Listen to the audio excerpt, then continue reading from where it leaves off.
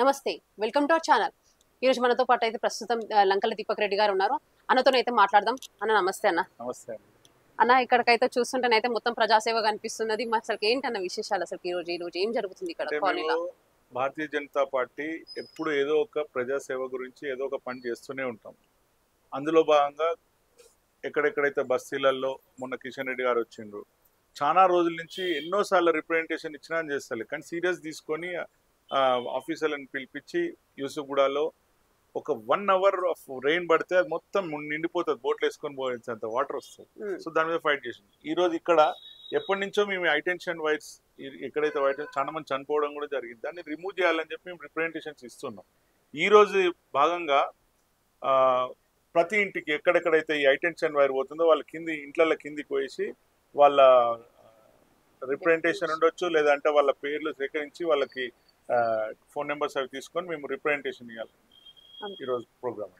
అన్న, ఇప్పుడైతే చూస్తున్నాం ముందస్తుగా మనకి జూబ్లీ హిల్స్ లో ఉప ఎన్నికలు రాబోతున్నాయని కూడా వింటున్నాం కదా. అయితే ఇప్పుడు జూబ్లీ హిల్స్ లో ఉప ఎన్నికలు జరిగితే ఒకవేళ బీజేపీ పర్ఫార్మెన్స్ ఎలా ఉండబోతుందని అసలు? ఇప్పుడు భారతీయ జనతా పార్టీ ఇక్కడ ఒక 1.5-2 years బ్యాక్కి ఇప్పటికి చాలా డిఫరెన్స్ ఉన్నది. భారతీయ జనతా పార్టీ మేము వస్తున్నామంటే ఇంతకుముందు ఏదైనా బస్సు కొట్టి 5-10 మంది కూడా రాకపోతుండే, ఈరోజు కొన్ని 100 మంది వస్తున్నారు. అదే నిదర్శనం ఎంత పుంజుకున్నాం అనేది. ఈరోజు నా ఎలక్షన్స్ అప్పుడు మేము చాలా వరకు ఓట్లు ఇంక్రీజ్ చేసుకున్నాం. కిషన్ రెడ్డి గారు ఎలక్షన్స్ వచ్చేసరికి దాన్ని డబుల్ చేసింది. అంటే అంతకుముందు 30 చేంజ్ ఉండేది, ఇప్పుడు 65 చేంజ్కి వచ్చింది. అయితే ఇప్పుడు వాళ్ళు మైనార్టీ ఓట్లు ఇక్కడ ఇన్ఫ్లుయెన్స్ ఉంటాయి కాబట్టి వాళ్ళు ఎప్పుడు చూడు ఎవరికొకరికి ఎంఐఎం పార్టీ వాళ్ళని అమ్ముతూ ఉంటుంది ఆ ఓట్లని. లాస్ట్ టైం టీఆర్ఎస్ కమ్మింది, ఈసారి కాంగ్రెస్ కమ్ముడు పోతారని అందరు అనుకుంటున్నటువంటి విషయం. సో భారతీయ జనతా పార్టీకి మొన్న ఎంపీ ఎలక్షన్ లో పడ్డటువంటి ఓట్లు, దానికి ఇంకో 5-10 వేలు ఓట్లు ఇంక్రీజ్ అయితే definitely we're going to come. అంటే ఈసారి కూడా అభ్యర్థిగా మళ్ళీ దీపక్ రెడ్డి గారే నిల్చోబోతున్నారా, లేకపోతే అధిష్టానం కొత్త వాళ్ళకి ఏమైనా ఇచ్చే అవకాశం ఉందంటారా? ఇది 100% అధిష్టానం వర్గం తీసుకోవాల్సిన విషయం ఇది. But as far as I know, నా performance was very very good. In the sense అంత సిటీ మొత్తంలో ఎలక్షన్లలో అంతటా బీఆర్ఎస్ కొన్ని సీట్లు తీసుకున్నా కానీ ఇక్కడ భారతీయ జనతా పార్టీ సింగిల్ డిజిట్ నుంచి చాలా మంచిగా మాకు ఓట్లు రావడం జరిగింది. సో ఇప్పుడున్న పరిస్థితి అప్పటికి 2 yearsలలో చాలా డిఫరెన్స్ వచ్చింది. అందరు కూడా భారతీయ జనతా పార్టీ దిక్కు చూస్తున్నారు. మేము ఆ ఎలక్షన్లో మేము కొంచెం లాస్ట్ మూమెంట్లో మీకు టికెట్ వచ్చింది కాబట్టి మేము కొంచెం చేసినాం, కానీ ఇంకా కొంచెం బాగా ఉండే. సో ఇవన్నీ కూడా మాకు ప్లస్ పాయింట్ అయ్యి ఈసారి మేము బయట పడతాం అనేది మాకు నమ్మకం ఉంది. సీటు గురించి కూడా నాకు అధిష్టానం నా మీద నన్ను నమ్మి నాకు ఇస్తారని నేను అనుకుంటున్నాను. అయితే ముస్లిమ్స్ అసలుకి బీజేపీకి ఓటు వేస్తారంటారా?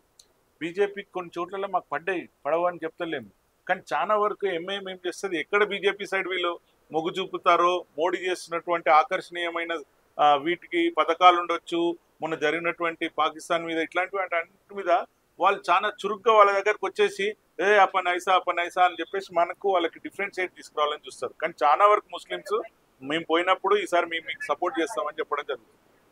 అయితే ఇప్పటికైతే మాగంటి గోపీనాథ్ మరణం తర్వాత ఇప్పుడు వాళ్ళ ఇంట్లో వాళ్ళకి ఒక పార్టీ టికెట్ ఇచ్చే అవకాశం ఉంటది, మళ్ళీ ఒక సింపతితోని మళ్ళీ వాళ్ళే రావచ్చు కదా. మళ్ళీ ఇప్పుడు మాగంటి గోపీనాథ్ గారికి ఎప్పుడు కూడా హిందువులు తక్కువ అండి ఓట్లేసి. ఇప్పుడు మొన్న ఎలక్షన్లో కూడా చూసొచ్చు, ఆయనకందరు కూడా ఆయన ఓటింగ్ పర్సెంటేజ్ అంతా కూడా మీరు బూత్ల వైజ్ చూసుకుంటే ఓన్లీ మైనార్టీ ఏరియాలలోనే ఎక్కువ పడతాయి. ఆయన పని చేసింది కూడా వాళ్ళ గురించి ఏదో ఒకటి స్కీమ్లు అయినా సరే వాళ్ళ గురించి ఫైట్ చేస్తూ ఉంటారు.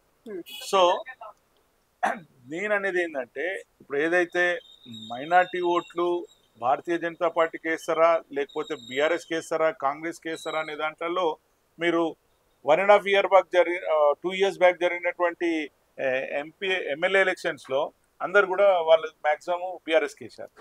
అదే ఎంపీకి వచ్చేసరికి ఇటు సైడ్ అమ్మగారు ఎవరు ఎంఐఎం వాళ్ళకి సపోర్ట్ చేశారు. సో వాళ్ళు ఎప్పుడు ఏదో ఒకటి చేస్తూనే ఉంటారు. బట్ ఈసారి భారతీయ జనతా పార్టీకి ప్రజలు మంచి నమ్మకంతో నాకు భారతీయ జనతా పార్టీకి ఓటేస్తా అని చెప్పేసి మేము ఇప్పుడు ఈ సమస్యలపై నుంచి పోతుంటే కూడా ఈసారి మీకు చేస్తామని అంటున్నారు. మేము వచ్చిన దాని గురించి కాదు, ఈ హైటెన్షన్ సమస్య గురించి అని మేము చెప్పడం జరుగుతుంది. అంటే మజ్లిస్ అంటే కూడా దీపక్ అన్నకి చాలా కోపం అని విన్నాం. అసలు ఎందుకన్నా అంత కోపం? నేను ఎప్పుడు కూడా వాళ్ళ మీద కోపం లేదండి. నేను ఇంతకుముందు ఉన్నది కూడా ఒక తెలుగుదేశం పార్టీలో నేను ప్రెసిడెంట్గా యూత్ ప్రెసిడెంట్ కూడా చేసి వచ్చాను. నేను వాళ్ళ మీద ఎప్పుడూ లేను. కానీ ముస్లిమ్స్ మీద నాకు కోపం లేదు. ఎంఐఎం పార్టీ మీద అంటే డెఫినెట్లీ ఉంటుంది. ఎందుకంటే వాళ్ళ మతతత్వ పార్టీ ఎప్పుడు వాళ్ళని విడగొట్టేసి పరిపాలనించాలని చూస్తుంటారు. అందుకొరకు ఎంఐఎం అంటే డెఫినెట్లీ వీఆర్ అగేన్స్ట్ ఇట్. అంటే బీజేపీకి బి టీమ్ ఫామ్ గా పనిచేస్తుంది అని కూడా అంటున్నారు కదా అన్న. తప్పండి, అది తప్పది. వాళ్ళు ఎక్కడెక్కడ విస్తరించాలని దేశం మొత్తం తిరుగుతూ ఉంటారు, అక్కడ వాళ్ళు నిలబడుతుంటారు. అంతేగాని మేము ఆడ నిలబట్టిస్తానికి వాళ్ళకి మాకు అసలు మాటలు కూడా ఉండవు. భారతీయ జనతా పార్టీ ఎంఐఎం వాళ్ళతో మాట్లాడింది అనేది ఎక్కడైనా ఒక విజువల్ చూపించండి, నేను ఛాలెంజ్ కొడతాను. అయితే దుబ్బాక ఎలక్షన్స్ లో మీకు కలిసి వచ్చినట్టుగా మళ్ళీ ఇప్పుడు ఈ ఎన్నికల్లో కూడా మీకు కలిసి వచ్చే అవకాశం ఉందంటారా? డెఫినెట్లీ. ఎప్పుడైనా సరే భారతీయ జనతా పార్టీకి ఈ బై ఎలక్షన్స్ వచ్చినప్పుడు ఇంటింటికి తిరిగి మా యొక్క స్కీమ్స్ చెప్పడానికి కొంచెం బై ఎలక్షన్లో అన్ని ఏరియాల నుంచి వస్తారు కాబట్టి కొంచెం స్కీమ్స్ కూడా ప్రచారం చేస్తానికి బాగుంటుంది కాబట్టి మాకు అది డెఫినెట్లీ వర్కౌట్ అయ్యింది మాకండి. ఇప్పటికీ కేంద్రంలో బీజేపీ వచ్చి 11 ఏళ్ళు అవుతుంది, 11 సంవత్సరాలు దాటుతుంది. ఆ 11 సంవత్సరాలలో మీ నియోజకవర్గంలో బీజేపీ ఏం మంచి ఫలితాలు చేసిందంటే ఏం చెప్తారన్న? డెఫినెట్లీ ఇక్కడ జరుగుతున్నటువంటి ఏ స్కీమ్ తీసుకున్నా సెంట్రల్ గవర్నమెంట్ నుంచి దాంట్లో ఎంతో అంత ఉంటుంది. అయితే ఇక్కడ ఉన్నటువంటి కాంగ్రెస్ ప్రభుత్వం వచ్చిన తర్వాత ఇక్కడ పే చేస్తున్నటువంటి ట్యాక్సులు ఇవన్నీ హైదరాబాద్లో 30-40% ఇక్కడి నుంచే పే చేస్తారు. ఏం వర్క్ చేస్తున్నారు కాంగ్రెస్ వాళ్ళు? మేము అడిగేది ఇప్పుడు వచ్చే రేషన్ కార్డ్ నుంచి వేరే స్ట్రీట్ లైట్స్ కార్డ్ నుంచి దేనికి చూసినా, మీ డబుల్ బెడ్రూమ్ హౌసెస్ చూసినా దేనికైనా సెంట్రల్ గవర్నమెంట్ ఫండ్సే ఉంటాయి. దానికి కిషన్ రెడ్డి గారు ఎంతో ఫైట్ చేసి ఫండ్స్ తీసుకొస్తానికి కొన్ని లక్షల కోట్ల తెలంగాణకు తీసుకురావడం జరిగింది. కానీ వాళ్ళు అనేది ఏంది, మాకేమి ఇచ్చారు, మాకేమి ఇచ్చారు. ఇంటికి ఇస్తారు ఎవరన్నా? కాంగ్రెస్ వాళ్ళకి ఇంటికి ఇవ్వాలా పైసలు? ఈ పార్టీ ప్రభుత్వ పరంగా ఏ స్కీమ్ల గురించి మీరు ఒక్కొక్క దాన్ని తీస్తే మీకు అర్థమవుతుంది. ఎన్ని ఫ్లైఓవర్స్ హైదరాబాద్లో ఈరోజు కడుతున్నటువంటి ఫ్లైఓవర్స్లో మ్యాక్సిమం టోటల్ మన సెంట్రల్ గవర్నమెంట్ ఫండ్స్తోనే కట్టడం జరిగింది. అందుకే మొన్న నితిన్ గడ్కరీ గారు కూడా వచ్చి ఇక్కడ ఫ్లైఓవర్స్ ఇనాగ్రేట్ చేయడం జరిగింది. అంటే మీరు అన్నారు కిషన్ రెడ్డి గారు కూడా అన్ని విధాలలో హెల్ప్ చేస్తున్నారు అని. కిషన్ రెడ్డి గారు ఇప్పుడు సెంట్రల్ మినిస్టర్ అయి ఉండి కూడా మనకేమి, అయితే ఇప్పుడు మన హైదరాబాద్కి ఏం డెవలప్ చేశారని చెప్తారు? నేను అదే చెప్తున్నా కదండి, చేయలేని కాంగ్రెస్ అంటున్నారు. వాళ్ళు వస్తే డిబేట్కి వస్తారమ్మనండి, ఎక్కడెక్కడ ఏం చేసినారని మాట్లాడతాను. కిషన్ రెడ్డి గారు ఓపెన్ ఛాలెంజ్ ఇస్తున్నారు, రావాలి కదా వాళ్ళు. ఇప్పుడు ఎక్కడ చేయలేదు, ఎక్కడ చేసిర్రు అనేది వాళ్ళు ఒకటి ఉత్తనే మాటకి ప్రజలకి తప్పుదో పట్టిస్తానికి అంటూ ఉంటారు. ఇప్పుడు మొన్న 3 హైదరాబాద్కి చెప్తున్నా, 100% సెంట్రల్ గవర్నమెంట్ ఫండ్స్తోని 3 ఫ్లైఓవర్స్ ఇనాగ్రేట్ చేయడం. అంబర్పేట ఉండొచ్చు, బిహెచ్ఎల్ ఉండొచ్చు, ఓల్డ్ సిటీలో ఉండొచ్చు. సో ఇవన్నీ కూడా చేసినప్పుడు చేయలేదని ఎలా అంటారు? ఎన్నో శ్మశాన ఘాట్లు ఉండొచ్చు, ఎంతో ఫండ్ సపరేట్గా సెంట్రల్ గవర్నమెంట్ నుంచి వస్తుంది. ఇక్కడ ఏ శ్మశాన ఘాట్లు ఉన్నా కానీ సెంట్రల్ గవర్నమెంట్ ఫండే ఉంటుంది. ఎక్కడ మీరు తీసుకున్నా, ఏ స్కీములు తీసుకున్నా సెంట్రల్ గవర్నమెంట్ ఫండ్ లేని అది ఉండనే ఉండదు. ఎప్పుడు కిషన్ రెడ్డి గారు వచ్చినా రివ్యూ పెడుతూనే ఉంటారు, ఏ స్కీమ్ నుంచి ఇంకా మనకి ఏం రావాలి. కిషన్ రెడ్డి గారు చేసే పనే అది. హైదరాబాద్ వచ్చినా కానీ మాతోనే ఎక్కువగా ఉన్నాడు, మనం సెంట్రల్ గవర్నమెంట్ నుంచి ఇంకేం ఇప్పించాలి ఇక్కడ అనేది అదే పని మీద ఉంటాడు. అంటే మనకు తెలిసినదే సీఎం రేవంత్ రెడ్డి గారు అన్నారు, మొత్తం ఢిల్లీకి ఎన్నిసార్లు వెళ్ళినా కానీ మన కేంద్రం నుంచి అయితే డబ్బులు అయితే రావడం లేదని కూడా చాలా సార్లు చాలా వేదికల్లో కాదు కదా. పైసలు స్కీమ్లలో ఇచ్చిర్రా లేదా అదే చూస్తుండాలి. ఏది ఇప్పుడు మెట్రో ఉన్నది, మెట్రోకి అడుగుతున్నాడు, మెట్రోకి ఎంతో చేస్తారు, చేయరని కాదు. ఆయనకి ఫస్ట్ ఇచ్చేస్తే వేరే దగ్గర హైడ్రా పేరు మీదనో ఉన్న మూసీ పేరు మీదనో ఏదో వేరే కమిషన్లు కొట్టాలని చూస్తుంటారు వాళ్ళు కాంగ్రెస్ గవర్నమెంట్ వాళ్ళు. ఇంతకుముందు కనుక బీఆర్ఎస్ వాళ్ళు కనుక డ్యామ్స్ పేరు మీద ఎక్కడ అవసరం లేకున్నా కానీ కొన్ని కట్టి, కాళేశ్వరం ఉండొచ్చు, వాటిల్లో ఎంత బదనాం అయిపోయారు, ఎంత కమిషన్ తీసుకున్నారు అనేది మీకే తెలుసు. అంటే దీపక్ రెడ్డి అన్న ఇప్పుడు బీజేపీ కార్యకర్తలకి ఎప్పుడు అందుబాటులోనే ఉంటున్నారా? డెఫినెట్లీ అండి. లాస్ట్ టైం జూబ్లీహిల్స్లో కాంటెస్ట్ చేసిన ఎమ్మెల్యే క్యాండిడేట్ ఉండొచ్చు, ఎమ్మెల్యే క్యాండిడేట్స్ ఉండొచ్చు. ఫస్ట్ 4-5 మెంబర్స్ తీసుకోండి, కొంచెం ఇంపార్టెంట్ వాళ్ళు. ఎవరికన్నా పార్టీ కార్యాలయం ఉందా ఇక్కడ? నాకు పార్టీ కార్యాలయం ఓపెన్ ఉంటుంది అమీర్పేటలో, శ్రీనగర్ కాలనీలో, మీరు వచ్చి చూసుకోవచ్చు. ఎప్పుడు ఎవరు పిలిచినా కానీ అందుబాటులో ఉంటారు. నాకు చేతనైనంత సాయం నేను చేస్తూనే ఉంటాను ఎప్పుడైనా. కరెక్ట్గా అప్పుడులో ఆనవాయితీ ఉంటుండే, ఒక 30-40 years బ్యాక్ ఎవరైనా చనిపోతే వాళ్ళ ఇంటి వారు నిలబడితే ఎందుకులే అని చెప్పేసి సానుభూతితో వదిలిపెట్టారు. ఇప్పుడు ఆ పరిస్థితులు లేవండి. ఆ ఎమ్మెల్యే క్యాండిడేట్లు ఓడిపోతున్నారు. ఇప్పుడు వాళ్ళ ఇంట్లోకి ఇచ్చినా కానీ ఓడిపోతున్నారు. ఎందుకు? వాళ్ళు చేస్తున్నటువంటి పనులు. సో అందుకొరకు కూర్చొని అలా ఒలిపేట Bharatiya Janata Party is not for family this thing. ఎవరు కరెక్ట్ క్యాండిడేట్ వాళ్ళకే ఇచ్చేసి నిలబెడుతుంది కంపల్సరీ. అయితే ముస్లింలు ఓట్లు మాత్రం బీజేపీకి పడే అవకాశం లేదని చాలా మందికి తెలుసు. అయితే దాని ప్రభావం మీ మీద ఏమన్నా చూపిస్తుందంటారా?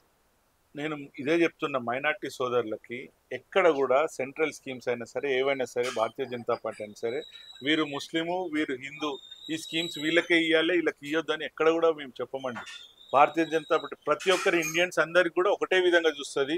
మోడీ గవర్నమెంట్ అందరికీ సమానంగా చూస్తుంది. ప్రతి స్కీమ్స్ ముస్లిం అయినా సరే క్రిస్టియన్ అయినా సరే హిందూ అయినా సరే అందరికీ చేరే విధంగా చూసే పార్టీయే భారతీయ జనతా పార్టీ. దానికి మోడీ గారు ఉన్నారని మన అందరం అదృష్టవంతులం. ఇప్పుడు ఆయన మన భారతదేశాన్ని ఏలుడు మన దేశాన్ని కాపాడుతున్నటువంటి వ్యక్తి మోడీ గారు. మన గ్రోత్ ఎకనామికల్ గ్రోత్ కూడా ఎంతో లెవెల్కి తీసుకుపోయి చుట్టుపక్కల కంట్రీస్ అన్ని కూడా కుప్పకూలుతున్నా కానీ మనం పైకి తీసుకుపోతున్నటువంటి వ్యక్తి మోడీ గారు. ఈసారి మీరు అందరు కూడా మోడీ గారికి సపోర్ట్ చేస్తారని నేను అనుకుంటున్నాను. ఆపరేషన్ సింధూర్ ప్రభావం జూబ్లీ హిల్స్ ఎన్నికలపై ఏమైనా ఉంటుందా? డెఫినెట్లీ ఉంటుంది.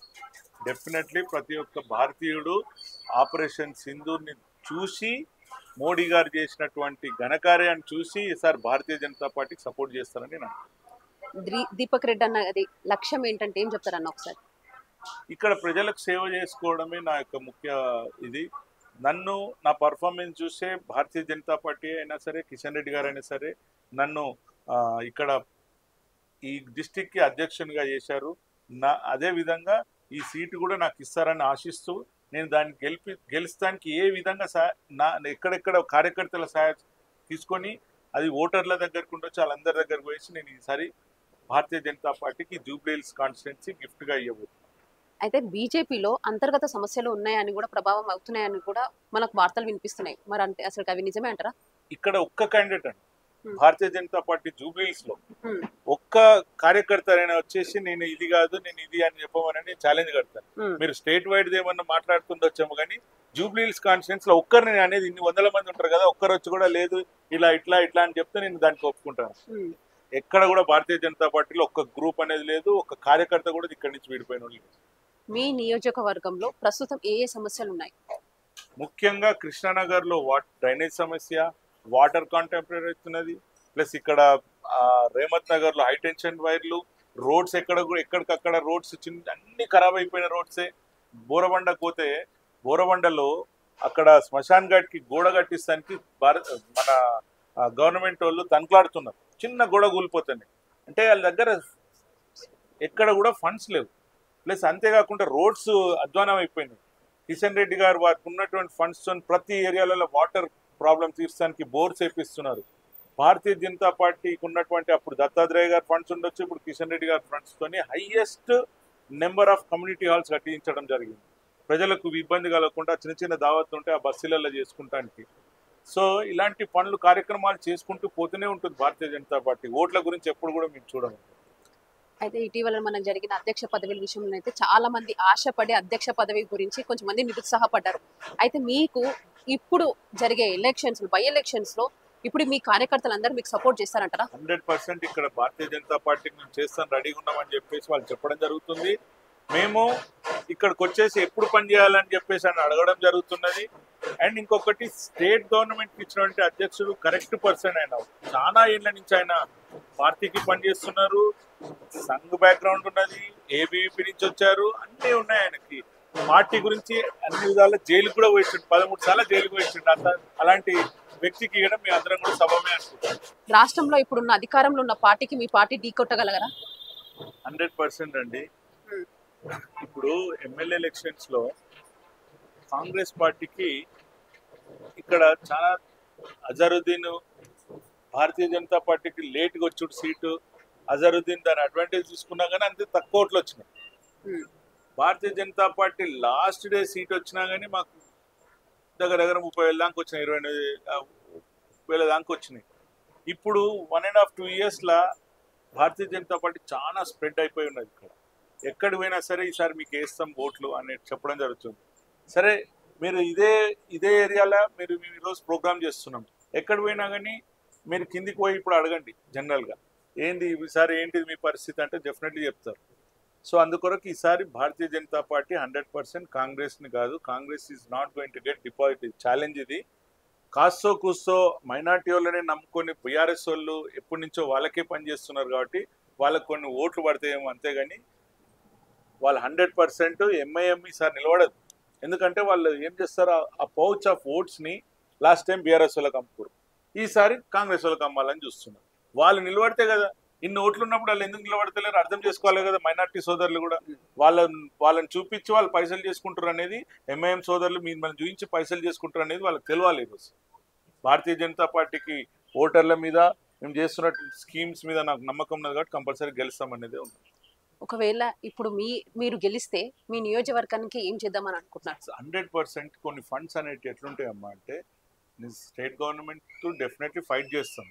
వారితో కాకుండా సెంట్రల్ గవర్నమెంట్స్ నుంచి కూడా నేను కిషన్ రెడ్డి గారితో ఇక్కడికి ఆయనకు వచ్చిన హైయెస్ట్ ఆయనకు వచ్చే ఎంపీ లాట్స్ ఉంటాయి, ఎంపీ ఫండ్స్ ఉంటాయి, దాంతో ఇక్కడ వాళ్ళకి చాలా వరకు వర్క్స్ కావాలి కాబట్టి నాకు చేపించే బాధ్యత నేను తీసుకుంటాను. చివరికి ఒక ప్రశ్న అన్న, వచ్చే 5 ఏళ్లలో కాంగ్రెస్ వస్తామని మేము, కాంగ్రెస్ పార్టీ వాళ్ళు, బీఆర్ఎస్ పార్టీ వాళ్ళు మేము వస్తామని మీరు, మరి వచ్చే 5 ఏళ్లలో మళ్ళీ మేము బీజేపీని చూడబోతున్నాం అసలు ఈసారి? భారతీయ జనతా పార్టీ అంచెలంచెలుగా స్ప్రెడ్ అయ్యుకుంటూ వస్తున్నది. 8 సీట్లు వచ్చినటువంటి ఎమ్మెల్యే సీట్లకి అదే ఎంపీ సీట్లు వచ్చేసరికి దగ్గర అదే ఎంపీ స్థానాలలో 50 నుంచి 60 స్థానాలలో మాకు లీడ్ వచ్చింది. సో దాన్ని నిలబెట్టుకున్నదే మా బాధ్యత ఇప్పుడు. సో దానికి ఇంకొక 30-40 సీట్లని మేము ఈ 3-4 ఇయర్స్లో మేము చేస్తున్నటువంటి పనులు చెప్పుకున్నా చాలు, కానీ స్ప్రెడ్ కావాలి. అక్కడ ఉన్నటువంటి నాయకులు క్రమశిక్షణతో ప్రతి ఒక్కరి దగ్గరికి వేసి ఇది స్కీమ్స్ ఇలా మోడీ గారు ఇది చేస్తున్నారని చెప్తే కంపల్సరీ బయటపడుతుంది. గవర్నమెంట్ కంపల్సరీ ఈసారి ఎక్కడికి పోయినా సరే భారతీయ జనతా పార్టీ, లాస్ట్ టైమే దగ్గర దాకా వచ్చినాము, బట్ లాస్ట్ మినిట్లో కొంచెము ఇది ఎందుకో ఏమో కానీ ఓటర్లు కాంగ్రెస్ సైడ్ పోయినారు. అంటే ఇటీవల చూసినాము, ఎమ్మెల్యే రాజసింగ్ అయితే రాజీనామా చేశారు. తర్వాత కొంతమంది అంతర్గతంగా ఏం జరుగుతుందంటే ఇంకా కొంతమంది ఎమ్మెల్యేలు పార్టీ మారబోతున్నారని కూడా వింటున్నాం. అది ఎంతవరకు వాస్తవం అంటారు? రాజాసింగ్ గారు నాకు తెలిసినంత వరకు ఆ బాగుజాలకు నేను నామినేషన్లకు దాని ఇష్యూలోనే అది ఉంటారు, కానీ నాకు తెలిసినంత వరకు పార్టీ వీడరనే నేను అనుకుంటున్నాను. హైకమాండ్ కూడా ఆయనకు సర్ది చెప్పి ఆయన అందులోనే ఉండిపోతారు. వేరే ఏ లీడర్ కూడా ఎక్కడ కూడా అసంతృప్తితో లేరు. ఒకవేళ ఎక్కడైనా చిన్న ఉన్నా కానీ అన్నదమ్ములు ఇంట్లోనే ఉంటాయి. ఇది పార్టీ కాబట్టి చిన్న ఉన్నా కానీ సర్దుకపోతారు. అయిపోయింది కూడా నాకు తెలిసినంత. ఎవరెవరైతే ఆస్పిరెంట్స్ ఉన్నాయి అందరు వచ్చేసి ప్రోగ్రామ్స్కి అయితే వస్తున్నారు రెగ్యులర్గా. ఇదండి మరి దీపక్ రెడ్డి అన్నతోనైతే జరిగింది. మరొక ఇంటర్వ్యూలో కలుద్దాం. అంతవరకు బాయ్.